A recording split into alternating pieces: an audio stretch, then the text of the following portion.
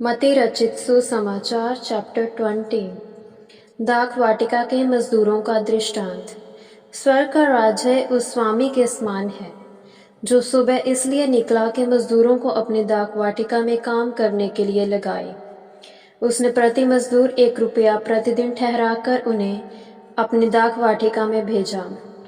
फिर सुबह लगभग 9 बजे जब वह बाहर आया तो दूसरों को बाजार में बेकार खड़े देखा और उनसे कहा, तुम भी दाख वाटिका में जाओ, जो ठीक है वही मैं तुम्हें दूंगा। और वे चले गए। फिर 12 बजे और 3 बजे के लगभग उसने बाहर निकलकर वैसा ही किया। लगभग 5 बजे फिर बाहर निकलकर उसने दूसरों को वहां खड़े पाया और उनसे कहा, तुम यहाँ दिन भर बेकार क्यों पड़े रहे? उन्होंने उससे कहा, क्योंकि किसी ने हमें मजदूरी पर नहीं लगाया। उसने कहा, तुम भी दाख वाटिका में जाओ। संध्या होने पर दाख वाटिका के स्वामी ने प्रबंधक को बुलाकर कहा, मजदूरों को बुलाओ और अंत में आने वालों से आरंभ करके पहले आने वालों तक सबको मजदूरी दे दें। लगभग 5 बजे संध्या के समय जो मजदूरी पर लगाए थे, जब वे आए तो उन्हें 1-1 रुपया मिला। जब पहले लगाए गए मजदूर आए तो उन्होंने समझा कि हमें अधिक मिलेगा, परंतु उन्हें भी 1-1 रुपया ही मिला। जब उन्हें रुपया मिला तो वे ये कहकर स्वामी पर बुड़बुड़ाने लगे, ये जो बाद में आए इन्होंने तो 1 ही घंटा काम किया और तूने उन्हें हमारे ही बराबर कर दिया, जिन्होंने दिन भर का भार उठाया और कड़ी धूप सही। पर उसने उनमें से एक को उत्तर दिया, मित्र, मैं तेरे साथ कोई अन्याय नहीं कर रहा हूँ।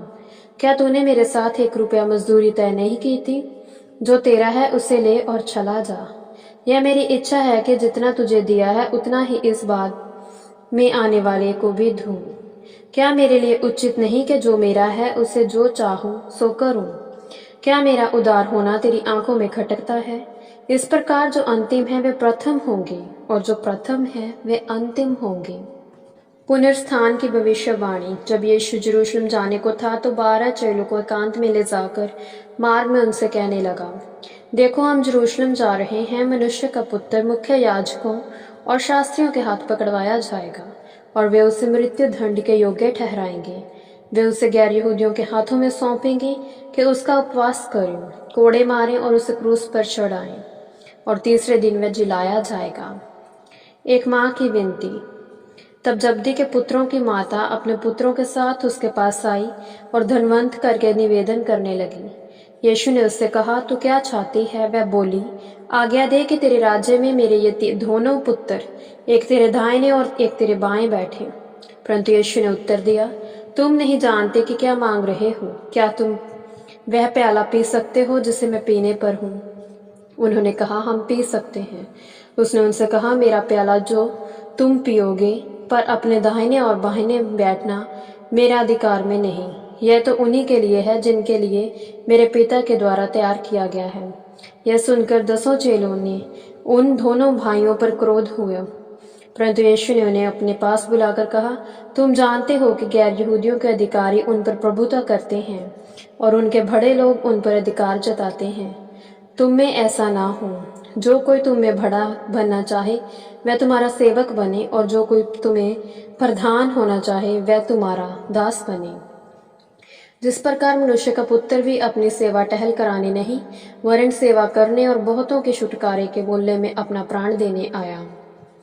2 अंधों को दृष्टदान।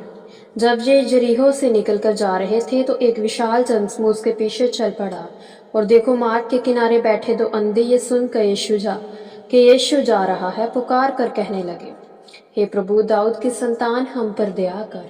भीड़ के लोगों ने उन्हें डांट कर कहा कि चुप रहें, पर वे और भी जोर से चिल्लाकर कहने लगे, हे प्रभु, दाऊद की संतान हम पर दया कर। तब यीशु ने रुककर उन्हें बुलाया और कहा, तुम क्या चाहते हो कि मैं तुम्हारे लिए करूं? उन्होंने उससे कहा, प्रभु, हम चाहते हैं कि हमारी आंखें खुल जाएं। यीशु ने तरस खाकर उनकी आंखों को छुआ और वे तत्काल ही देखने लगे और उसके पीछे चल दिए। यह प्रभु की वाणी है। ईश्वर को धन्यवाद।